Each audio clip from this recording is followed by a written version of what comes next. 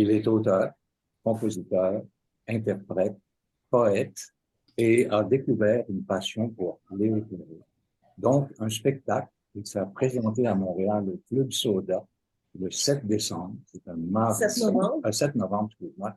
C'est un mardi. Et puis, il est avec nous aujourd'hui. Il s'agit de Jeff Morand. Bonjour, bienvenue. Et j'imagine que c'est fébrile par les temps courts. Ouais, débordé. Et aussi, on est en pleine résidence avec de création pour terminer de mettre le spectacle ensemble. Là, on rassemble, on est toute l'équipe ensemble, autant pour la technique que pour la musique, que pour le reste, à peaufiner les derniers détails, là. C'est excitant. Jeff, si tu nous parlais un petit peu de toi, tu es connu sous le nom de Morand. Mm-hmm. Et puis, tu n'en dis pas tes premières armes, tu as quand même plusieurs disques, plusieurs albums. Yes. Oui. Oui, ben oui. Exactement. Et malgré tout, connu demeure un bien grand mot.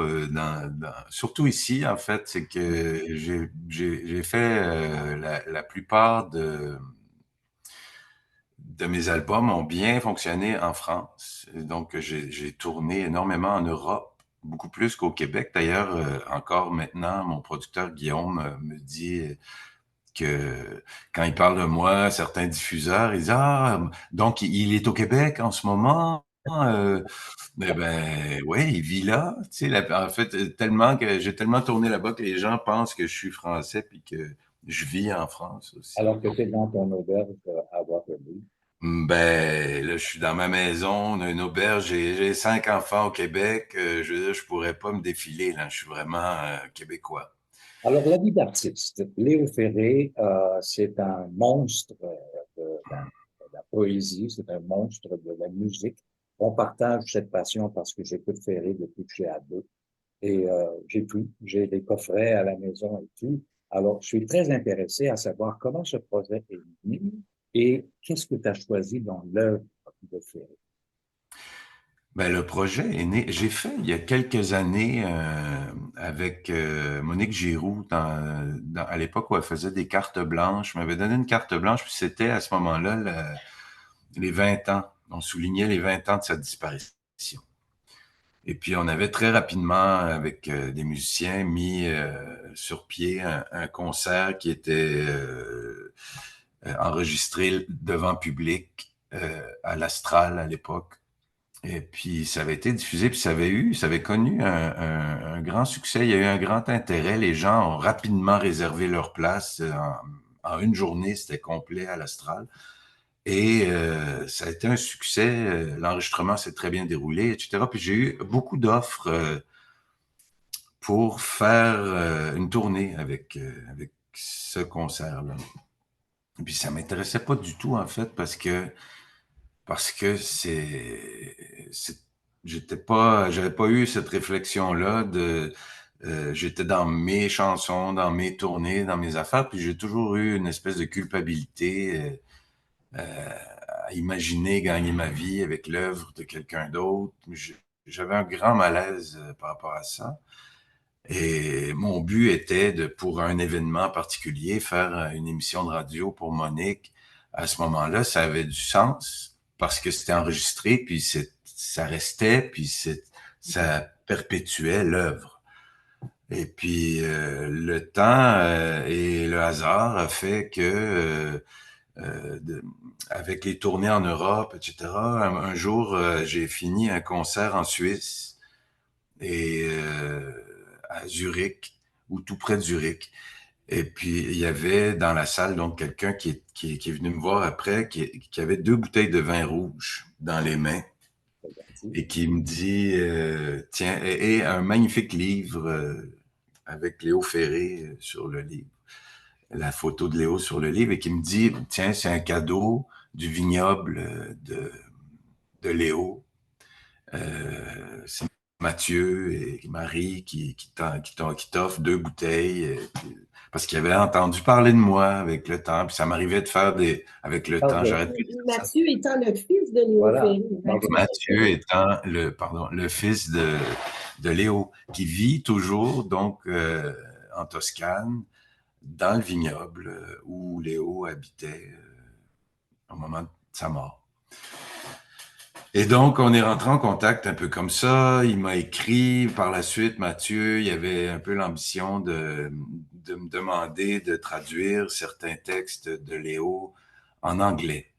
Chose que j'imaginais mal parce que je vois pas comment on peut traduire Léo en anglais. Moi qui est tellement fan de Léo en français, il trouvait que j'étais la bonne personne parce que il semblait penser que j'avais un peu l'esprit dans ce que je fais moi-même de Léo et donc avec ma capacité de parler anglais et la maîtrise des deux langues, que j'allais arriver à faire quelque chose dans le bon esprit. Mais j'ai refusé parce que c'est comme traduire Léonard Cohen en français. Bashung a essayé, j'adore Bashung, je suis extrêmement fan de Bashung, mais quand j'écoute Suzanne en français, j'ai envie de rire. Je trouve pas ça pertinent. Donc, j'ai toujours pas, à ce jour, traduit de chansons de Léo Ferré. J'aurais compris en italien. Ouais, à la limite, ce serait plus, ça marcherait probablement mieux, je pense, ouais. Mais je parle pas assez bien italien pour ça. Et donc, là, il y a 2 ou 3 ans, on a fait un événement, c'était pendant la pandémie, un événement où Guillaume, mon producteur, qui travaille aussi avec Atma, qui est propriétaire d'Atma Musique, faisait des espèces de mélanges de musique classique et de chansons. Puis un soir, on était invité avec Marat Tremblay et Mathieu Bérubé à faire un concert sans nos instruments, avec un quatuor à cordes. Donc, il y a des arrangements qui ont été faits pour ça, etc. Puis on s'est lancé, les trois, à découvrir autre chose, en fait. Et j'ai glissé dans mon set une chanson de Léo. Et puis, c'était Est-ce ainsi que les hommes vivent, qui n'est pas un texte de Léo, qui est un texte de Louis Aragon. Et donc, mais une musique de Léo. Puis là, avec les arrangements et tout, puis là, il y a des gens, des directeurs de festivals de musique classique et autres qui étaient dans la salle, qui ont dit à Guillaume ensuite, ça serait vraiment bien que Jeff fasse un hommage à Léo pour les 30 ans de sa disparition. On pourrait faire ça autant dans des festivals de musique classique que dans des... Et Guillaume m'a parlé de ça, j'étais un peu, encore une fois, embêté. Mais là, connaissant Mathieu, j'ai appelé Mathieu Ferré. J'en ai parlé avec lui, puis c'est un peu lui qui m'a dit, il faut absolument que tu le fasses. Et donc, il s'est impliqué, m'a aidé dans la réflexion, dans le choix des chansons, il participe au concert de façon à distance, si on veut. On est allé cet été. Quand je dis on, moi je suis allé en Italie au printemps, mais j'ai pas eu le temps d'aller le voir. Mais au mois d'août, on a envoyé une cinéaste sur place qui a passé 3 jours avec Mathieu et Marie-Christine. Et puis elle a capté des images. En fait, je lui avais demandé en partant, j'ai dit, il faut que tu sois Léo, il faut que tu sois son fantôme qui revient voir un peu, veiller sur son fils et sa femme et revisiter un peu sa maison. Et donc, c'est tourné un peu comme ça, un regard par-dessus l'épaule. Il faut dire que ce clip est absolument magnifique. C'est un court clip, si on veut, mais c'est chargé de sens Ouais. même. La pub que vous avez vue, ouais, c'est des extraits. Je vais la mettre à la fin du reportage. Ouais. On a une idée du lieu où, tu sais, je veux dire, Donc, pendant les spectacles, on va pouvoir voir des images. Ben, on va être carrément chez Léo. Oh. Pas tout le long du spectacle, mais on va partager. Donc, Mathieu et Marie-Christine ont eu la grande générosité d'abord d'être aussi filmés, de nous montrer des photos de famille, de nous laisser rentrer dans les bureaux, le piano de Léo, en fait, carrément dans leur vie privée, mais c'est fait avec beaucoup de goût. On n'est pas là à les épier, puis à les regarder manger, dormir et boire du vin. Mais on a eu accès à ça. Et donc, ensuite, Mathieu a lu des extraits de textes très peu connus, dont Les idoles n'existent pas, euh, Demain aussi, qui sont des réflexions en prose de Léo, des pensées philosophiques que Mathieu a lues Ça doit être en magique. studio. Et donc, ça aussi, ça fait partie du spectacle. Et Jeff, pendant le spectacle, justement, tu ne seras pas tout seul parce que là, justement, on va entendre ta voix. Tu es guitariste aussi. Oui, mais j'ai décidé de ne pas du tout participer en tant qu'instrumentiste. Je me concentre sur la poésie, ce qui est Oh, pas, ce qui est quand même beaucoup, oui. beaucoup pour un Donc, vieux garçon comme moi, avec une vie aussi chargée, de me plonger dans l'apprentissage de pages et de pages de textes, parce qu'on s'entend il y a certaines pièces qui durent 7 ou 8 minutes. Dans la C'est énorme, là. donc, La charge de travail est énorme. donc, tu seras accompagné de musiciens. Parle-nous de ces musiciens qui vont t'accompagner. Ben, c'est ça, c'est qu'en plus, je sentais pas le besoin d'ajouter mon petit talent de guitariste à des talents comme celui de Martin Lizotte au piano, qui fait aussi les arrangements, de Marinado Tremblay, qui est une violoniste extraordinaire, de Sarah von Attenberger au violoncelle, et puis de Emilou Johnson à la contrebasse et basse électrique. Donc, c'est d'ailleurs très agréable. C'est un esprit, une énergie très féminine euh, autour de, autour du projet. Puis c'est Martin qui est, bon, j'ai mon chat qui veut être dans l'écran. Le, justement, on en parlait hier soir. Emilou me demandait, Emilou qui est plus jeune un peu, qui a 27 ans, puis qui me disait, ah, mais pourquoi les gens disent que Léo était peut-être misogyne ou il y a des rumeurs à cet effet-là qui circulent un peu comme tous les grands poètes français de l'époque aussi. On n'a qu'à penser à Pépé. Ben oui, ben Pépé, Pépé Saguenon qui a été ni plus ni moins assassiné par sa première femme.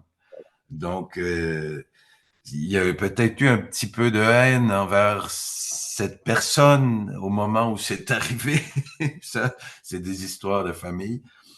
Mais quand on regarde, puis on revoyait les textes hier avec Emilou, justement, tu sais, moi, quand je vois une chanson comme Cette blessure, ou une chanson comme Cet extra, ou une chanson comme Ton style, c'est cru, c'est de l'amour brut, c'est de la poésie franche et qui peut suggérer peut-être ça peut avoir l'air d'une certaine objectification de la femme.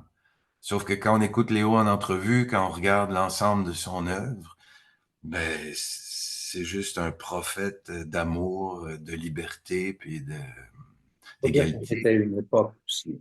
On n'est pas en 2023, là, le moment où les choses ont été. Non, puis en 2023, on a tendance à suranalyser des choses, à pas laisser je veux pas que je m'énerve quand je parle de ça, mais je trouve que on oublie d'où on vient. On a de la difficulté en 2023 à accepter le chemin qu'on a parcouru parfois pour certaines choses. Euh, évidemment, je veux pas, tu sais, quand on parle de Léo Ferré, on parle pas de quelqu'un qui était violent, on parle pas de quelqu'un qui a abusé de femmes ou d'enfants, on parle d'un père de famille, d'un chanteur qui est de son époque, d'un grand poète, d'un homme engagé, qui Même avait si, sûrement. même si sur scène, il ne gênait pas pour parler à son public quand il n'était pas d'accord. Je me souviens, à la place des Arts, à un moment donné, il était presque descendu dans la salle, euh, en train de s'engueuler avec un des spectateurs. C'est un homme de caractère, c'est un homme d'authenticité.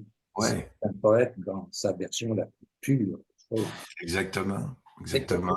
le temps file un peu et j'aimerais ça en profiter pour dire que tu seras au Club Soda Oui, c'est-à-dire le 7, mardi le 7 à 20 heures. Les portes ouvrent 1 heure à l'avance. c'est dans le cadre de Coup de cœur francophone. Exactement.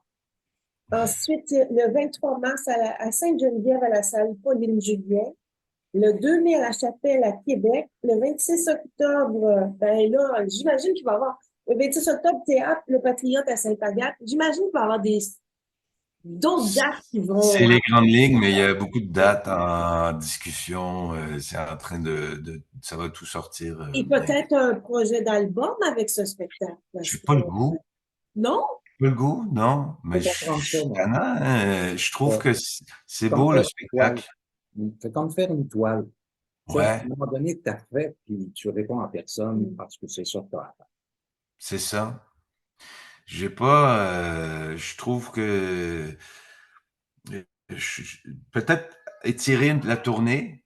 Ça, je serais plus ouvert à continuer de faire des spectacles un peu plus longtemps, puis de façon, une fois, puis que le spectacle soit vivant, que ça bouge, que ça évolue, puis qu'on ajoute des chansons, qu'on change un peu le répertoire. Ça, j'ai pas de problème à imaginer ça à long terme, mais de fixer dans le temps un hommage à Léo qui a fait des enregistrements magnifiques. Je vois pas l'intérêt. Je Mhm. trouve ça Simplement. magnifique encore. Ce que j'écoute, ça n'a pas vieilli Ouais. d'une seconde. Donc, je vois pas l'intérêt. En Là, même temps, c'est un grand compositeur. ouais. C'est l'amour, faut le dire. Puis là, c'est une tournée au Québec, mais je veux dire, ça a le potentiel Il y a beaucoup de de demandes aussi, mais là, après, en Europe. responsabilité familiale, il va falloir que ça soit bien organisé. On est en train de considérer tout ça. Parlons de familiarité, de famille. Tiens, on va aller faire un petit tour avec un moment précieux dans la vie de Ouais. ta famille alors que ta fille, un de tes enfants, Ben gradue. oui. Que j'ai pas vu depuis trop longtemps, qui habite maintenant dans l'Ouest canadien. C'est un joli moment, ça. Et Ouais. puis, en finissant, en terminant, quels sont les projets sur lesquels tu travailles? Parce que j'imagine que tu es toujours en grande. Ouais, en dehors d'élever mes 4 jeunes enfants, gérer mon auberge, rénover ma maison, puis Travailler installer. avec Catherine Major aussi, ta Ouais, conjointe. fait- on a fait beaucoup de chansons pour les autres avec Catherine depuis quelques années, puis là, on est un peu, on flirte de façon très sérieuse avec l'idée de faire quelque chose ensemble pour le Oh, c'est prochain ça. projet. Comme on fait de toute façon un peu tout déjà ensemble, puis que la gestion familiale, nos enfants font un peu de musique aussi, chantent un peu. C'est en train de devenir un projet familial. Ah, intéressant. La- fait de la poésie et de la musique en famille. Ben, il faudra venir en parler sur le Ben, Culturel 2.0. C'est une invitation avec Ben toute oui, la famille. En c'est ça. attendant, ben, on invite les gens à aller voir les différents. Où peut-on trouver toutes les dates, justement, Ah, j'ai aucune idée. J'ai aucune idée. J'imagine que dès qu'on va avoir toutes les dates, elles vont être facilement trouvables sur à tout le moins ma page Facebook et il va y avoir de la promotion en exactement. conséquence. Oh, Ben, oui. merci beaucoup, Jeff. Jeff, ça a été Merci. hyper sympathique. Et on sera probablement Moi, je suis à là le un de 7. ces spectacles. Oui. Ben, ça va me faire plaisir de vous voir. Merci. À très Allez. bientôt. À bientôt. Ciao.